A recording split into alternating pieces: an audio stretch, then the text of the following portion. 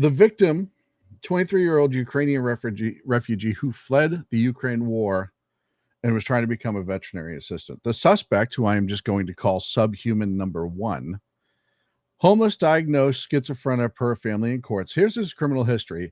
At least 14 arrests since 2011, armed robbery, felony assault, felony larceny, shoplifting, and threats. His armed robbery case, he served 5 years of release in 2020. Late 2020, arrested for assaulting his sister. After release, domestic violence. January 2025, arrested for misuse of 911 after delusional calls. Released without bond.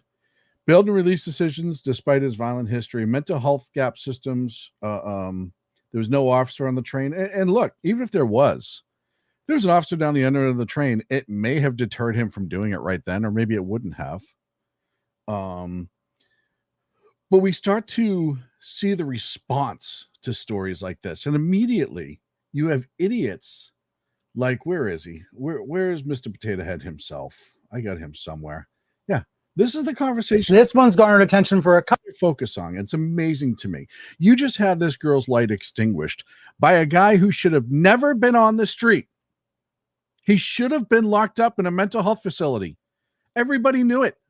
This is what happens when you allow the criminally insane to police themselves.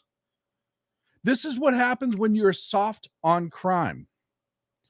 Oh, well, he's guilty by reason of insanity. Okay, so what? That doesn't mean he should be walking around the streets looking for another victim.